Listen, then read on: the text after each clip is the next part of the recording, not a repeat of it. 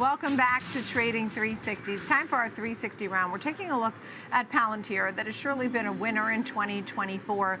To discuss this and more, Dryden Pence is with us, Chief Investment Officer at Pence Capital Management, and Jordan Berger, analyst over at Third Bridge.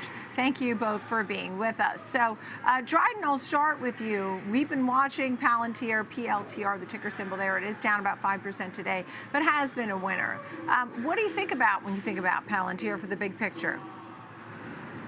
Well, I think your important comment is the big picture. When you think of Palantir, you think very long term. This is a company that, we like companies that are at choke points or have strong competitive advantage. And this is a company that allows people to really visualize data in different ways. And that's why they're very strong governmental contracts. They allow you to basically take data and information and convert it into intelligence. That's actionable intelligence. And I think that that's very, very important. They've been quite successful with the military, familiar with that thing. But now the big picture is, how do they monetize that in a more civilian world where they can go B2B, where they can go beyond just being a governmental contractor and be really a company that is more dominant in data visualization for everybody, whether it's AI, whether it's any type of security systems or any type of data information. That's going to be a big question. How do they make that full transition from a primary government contractor, the contractor, to everybody?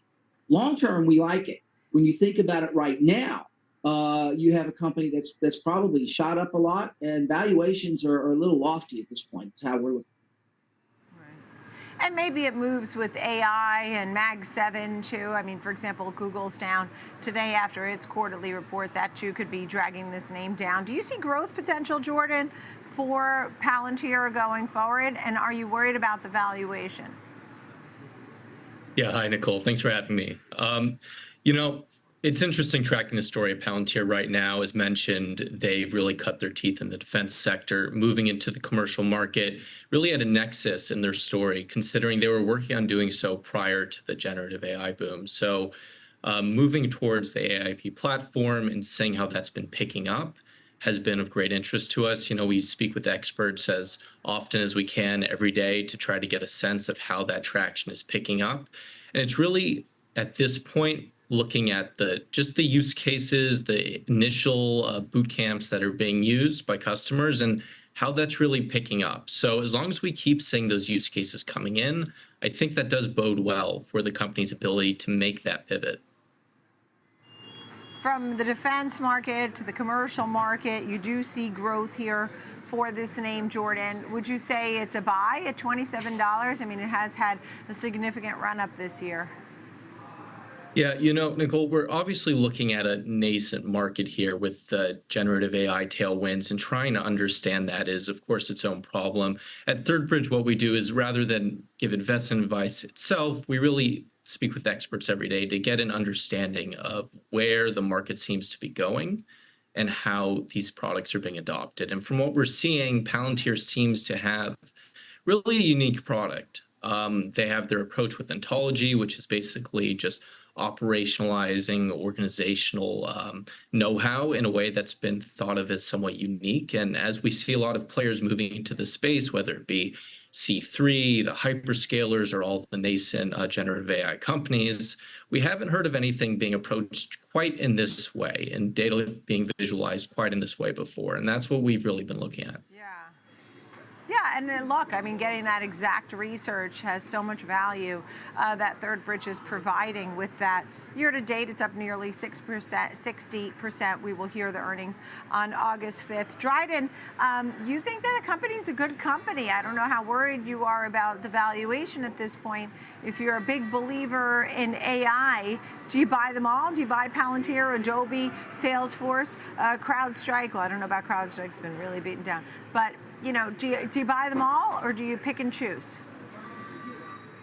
But I think the real question here is timing and pricing, right? So there's so much opportunity within the sector. I think rather than trying to buy them all at once, I think that you can take a look at where we're going right now with a little bit of market repricing. You take a look at interest. You make your money when you buy something, right? So you want to get good entry points here. You do have stretched valuations in this particular name, in our opinion, but that doesn't mean there's anything wrong with the company. I think they have very good long-term capabilities. They are unique in what they offer and what they have. And as they make this transition to business, it's a very, very, there's only so many governments in the world, right? And they pay their bills, but there's a lot more businesses than there are governments. And so there's a lot of people that can use what Palantir has in the future. So the long-term prospects are good. My only caution here is that valuations at this point can be a little stretched, and you just want to be, sometimes patience is rewarded. So it's a good company, but you got to be willing to have a little bit of a volatile ride on the pricing of the stock. But if you're thinking about it very long term, then you're looking at a company that does have a dominant product and a unique value proposition and the ability to allow people to visualize data and information and turn it into actionable intelligence. And that's a very strong long-term prospect for somebody. Great to see you both. Dryden Pence, Pence Capital Management, Jordan Berger, Third Bridge. Thank you both very much. Good to see you, friends, here. Thanks for joining us here on Trading 360. I'm Nicole Petalides. I'll see you at 2 p.m. Eastern Time. In the meantime, download the free Schwab Network app. It's available in the Apple App Store. Tune in 24/7, schwabnetwork.com. I'll see you at 2 o'clock for the watch list. In the meantime, keep it right here.